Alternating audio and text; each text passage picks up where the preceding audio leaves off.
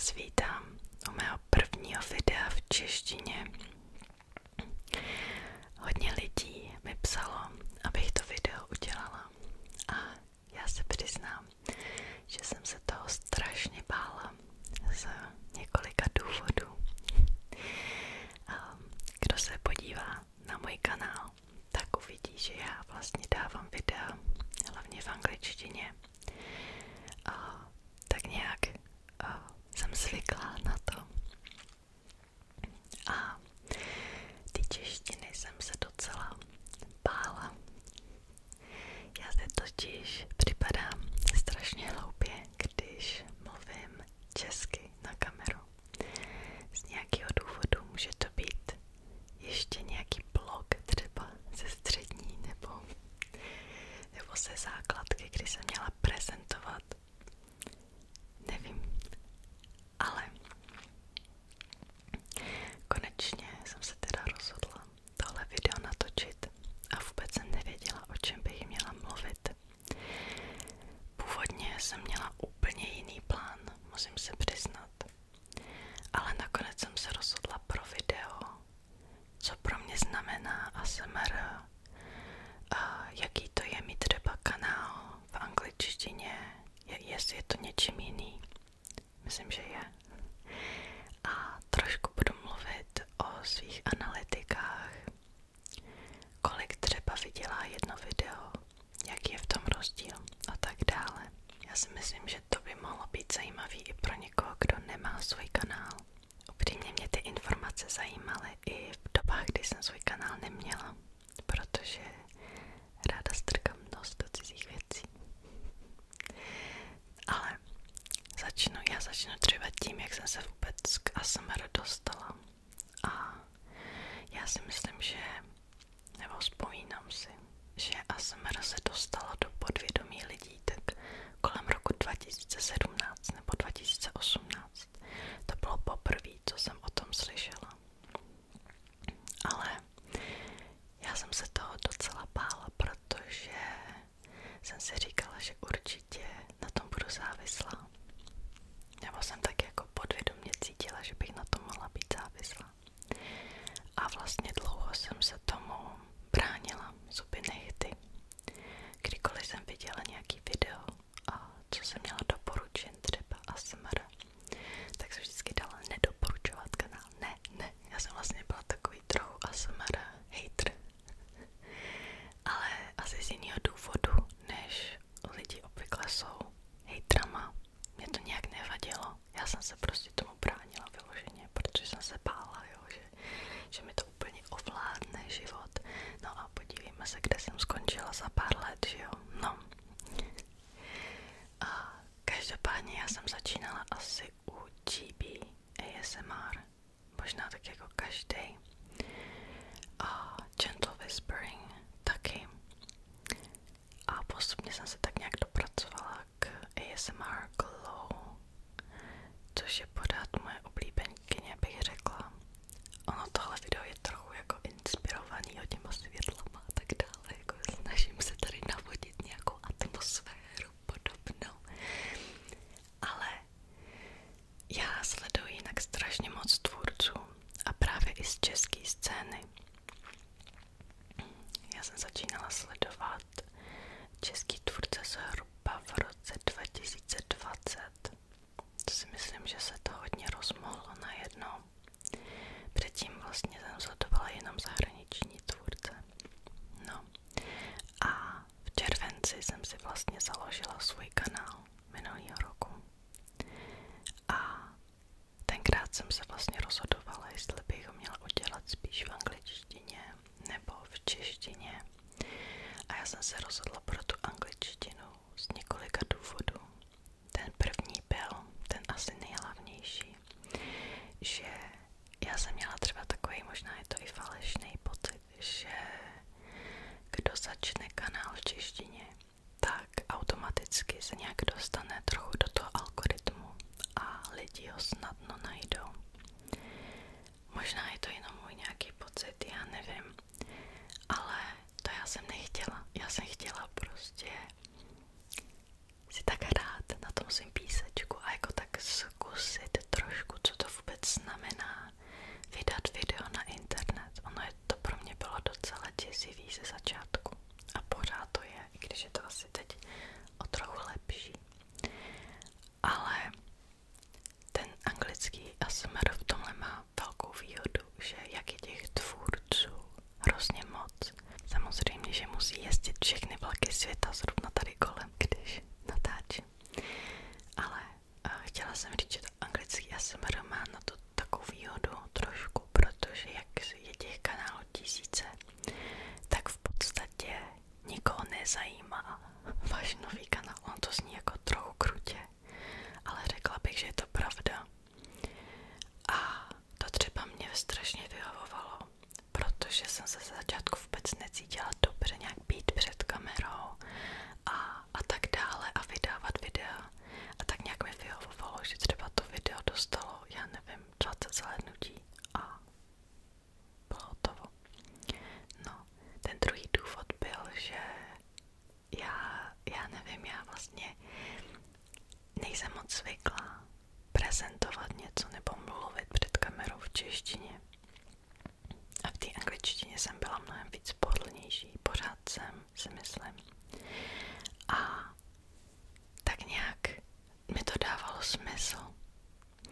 Samozřejmě bych ráda dělala videa i v češtině do budoucna, ale já si úplně nejsem jistá třeba co bych dělala. Podle mě teď v Česku už máme tolik tvůrců, že nějak zaplnit nějakou mezeru na trhu je podle mě docela těžký. Což i je u toho anglického ASMR samozřejmě, jo. Ale já nemůžu dělat roleplay, jo. To vůbec ne, protože já neumím hrát ani trochu. Zkusila jsem to, možná bych se to časem naučila. Ale roleplay prostě ne. A tak nějak úplně jsem si nenašla, jako co bych chtěla dělat. Zatím třeba se to změní časem. Uvidíme. To byl vlastně taky jeden z důvodů, proč jsem nezaložila si český kanál, protože já jsem tak měla pocit, že moc nemám co nabídnout. A upřímně v té době, kdy jsem začínala, jsem opravdu neměla co nabídnout. Já jsem k sobě strašně sebekritická. A nemám ráda, nekoukám se na ty videa zpětně, já se teda na sebe vůbec nekoukám, jenom aby bylo jasný, já prostě udělám střih toho videa, dám to na YouTube a už to nikdy nechci vidět, jo, to video. Ale uvidíme, no, do budoucna, co by se mohlo změnit. Jedna z nevýhod třeba k té anonymitě je, že je podle mě mnohem těžký se nějak dostat do podvědomí lidí a nějak zaujmout. Podle mě, to je jenom čistě můj názor, jo. A nebo i, co jsem si všimla ve svých analytikách, tak já mám třeba strašně moc lidí, kteří vidí jedno video a jdou dál. A pokud je nezaujmete v tom jednom videu, tak už se nevrátí, protože je tam dalších 10 000 kanálů, který můžu najít.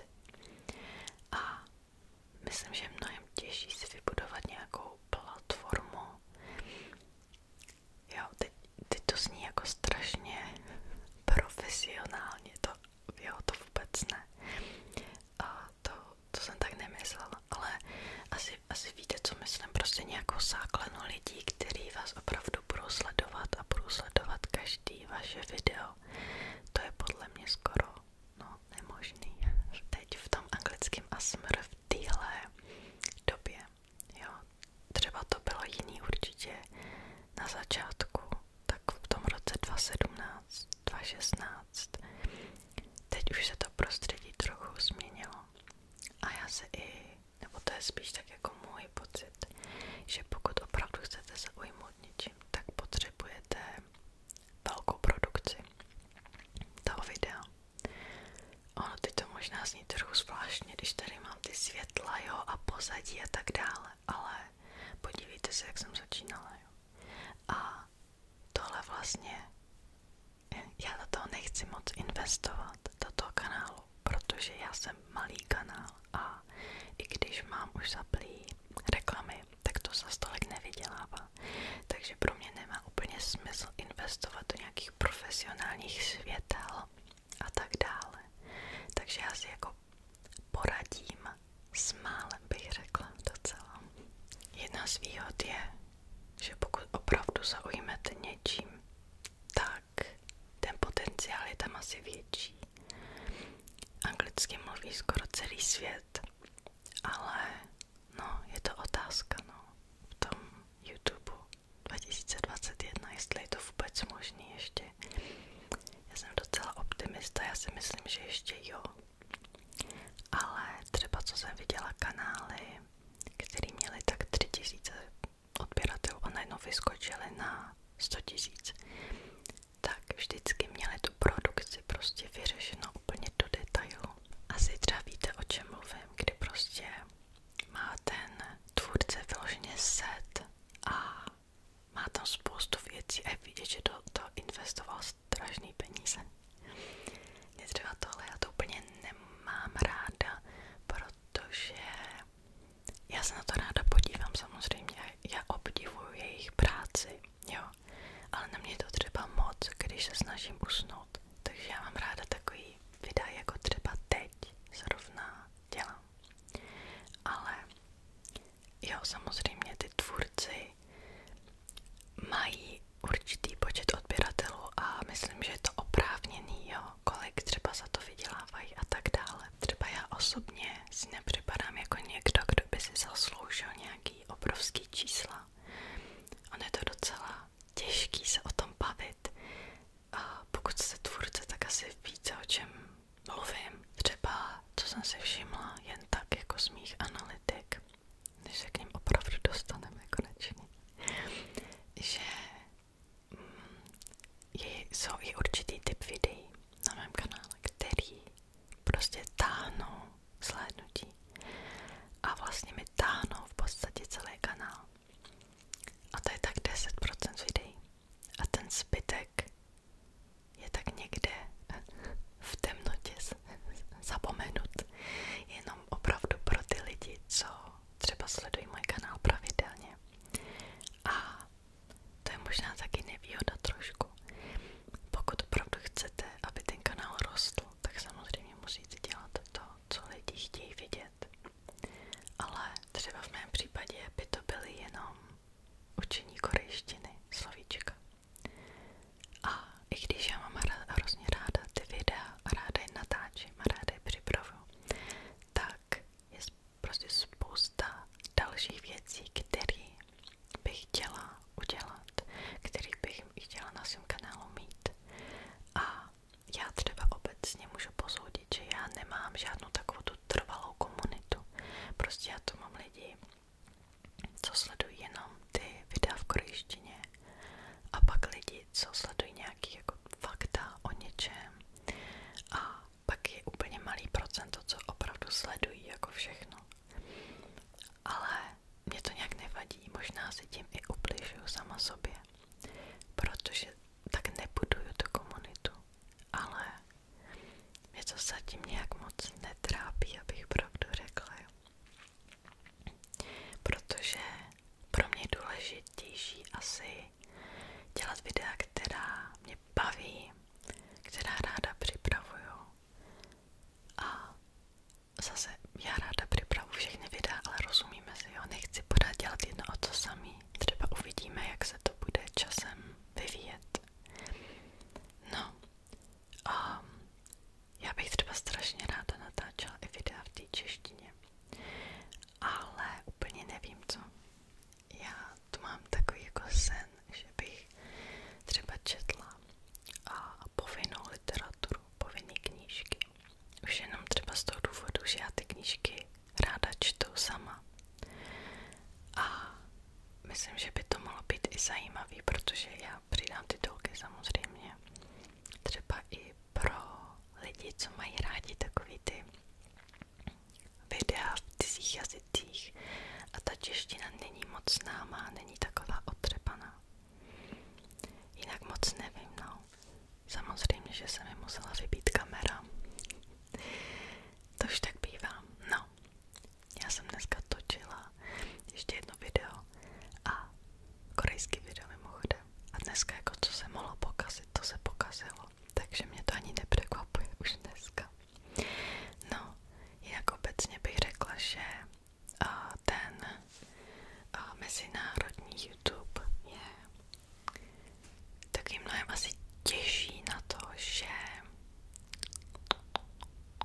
že je mnohem těžší se dostat do algoritmu. Jo. Já hned za chvíli už vytáhnu konečně tu analytiku. Ale všimla jsem si, že ty videa v podstatě ty korejský, který opravdu dostávají ty zhlédnutí, tak se pár z nich dostalo právě do toho algoritmu a dostali se do těch doporučených videí.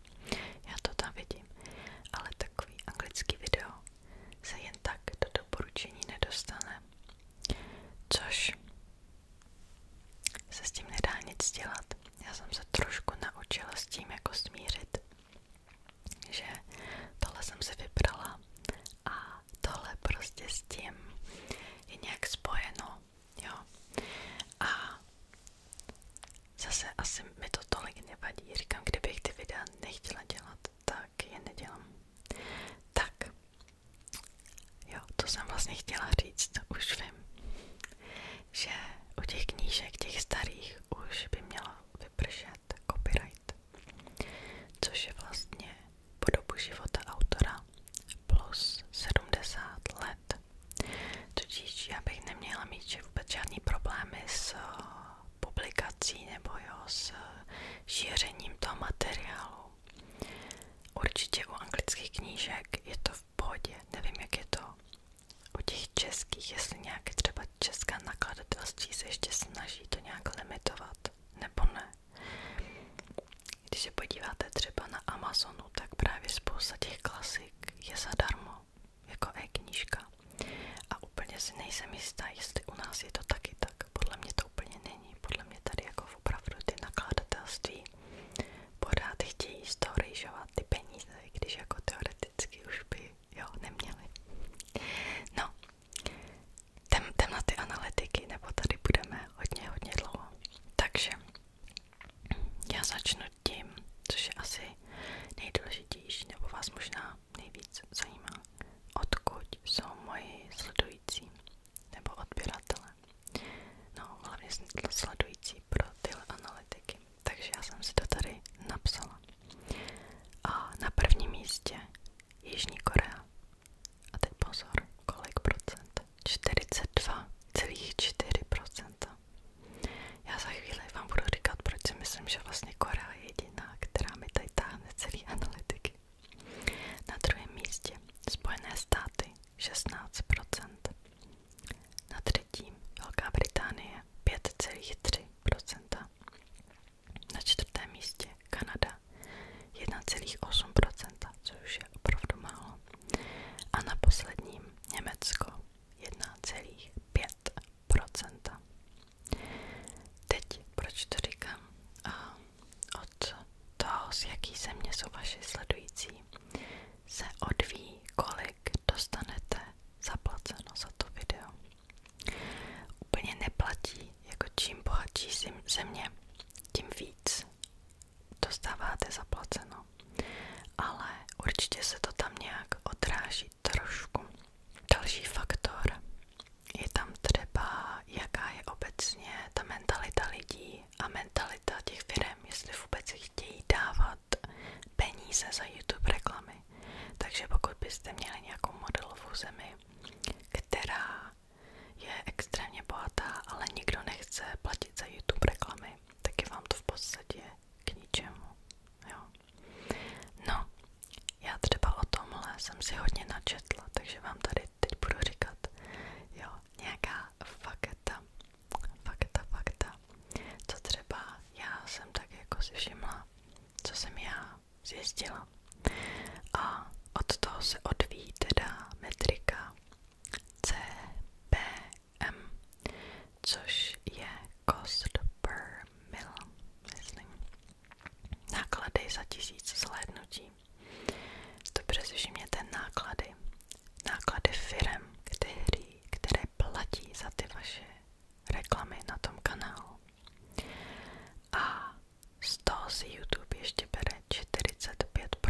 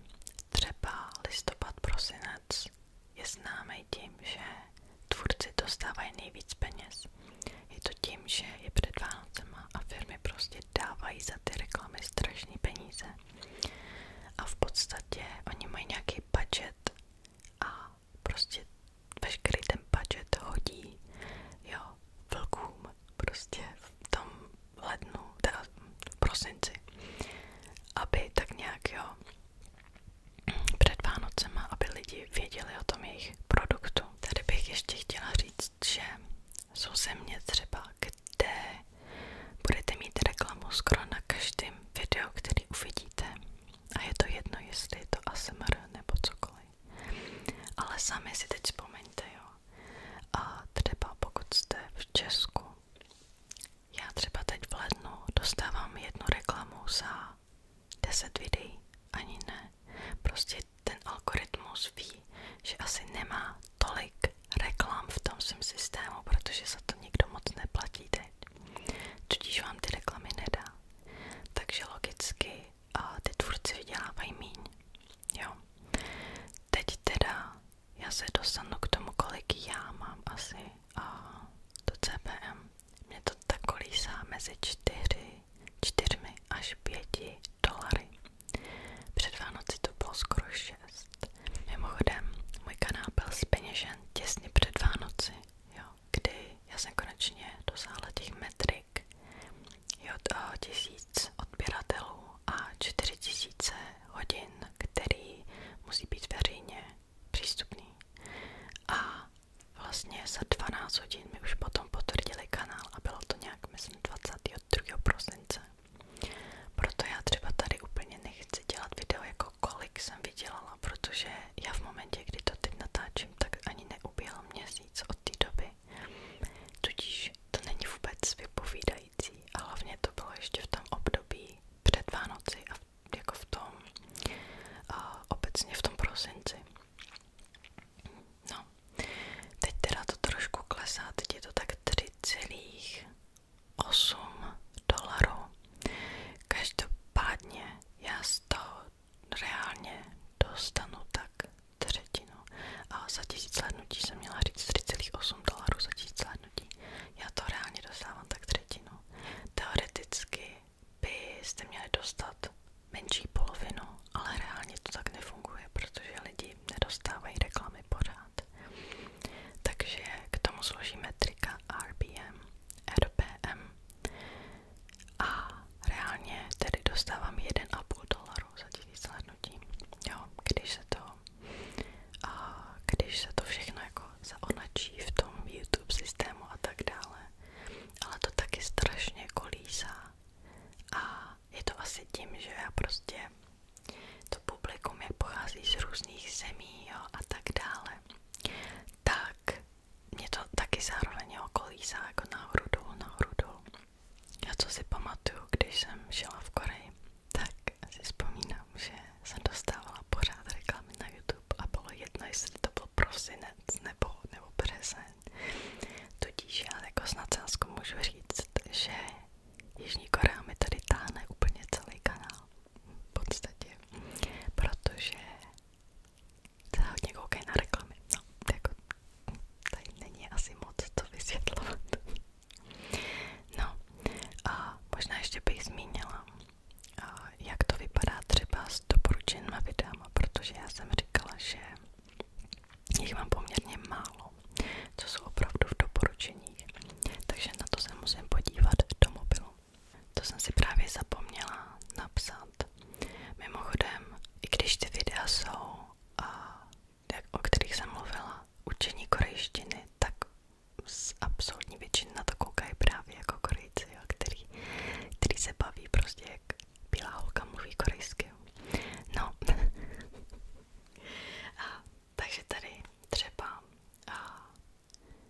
mě absolutní většinu já dostávám z vyhledávání YouTube, jo, což je 32,3%, takže nejvíce lidí mě prostě vyhledává vyloženě, což znamená, že to určitě nejsou noví sledující, protože noví sledující mě neznají.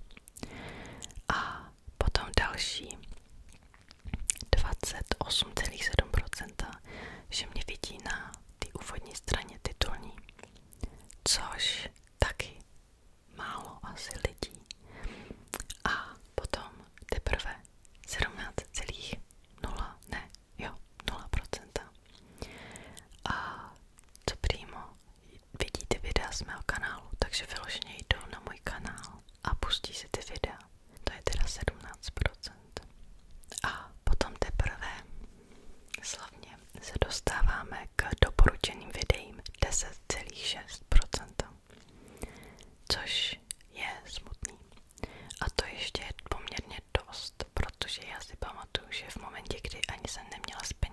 kanál, tak to bylo ještě míň, protože YouTube ty videa prostě nechce dávat lidem, když z toho nic nemá v podstatě. No. A tady ještě takový pěkný graf, kolik jsem měla, jak se to jmenuje, impressions za poslední měsíc. To je třeba 305 000.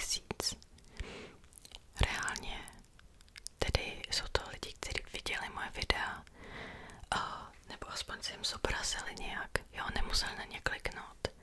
305 000. Já úplně nevím, jestli je to hodně nebo málo, v tomhle jako nejsem moc zedatná. Nemám to zjištěn. No a 27,1% z těch bylo, že mě YouTube někomu nabídnul. To je podle mě strašně málo, já nevím. To ještě je teď víc, bývalo to tak 10% kdysi. Kdysi, než mě zpeněžili minulý měsíc, no. Což vlastně bych taky měla vzít v úvahu, že tohle je ještě z dob, kdy jsem nebyla zpeněžená taky. Třeba se to změní. Nevím. No, takže to je asi všechno, co jsem chtěla říct. To jsou asi všechna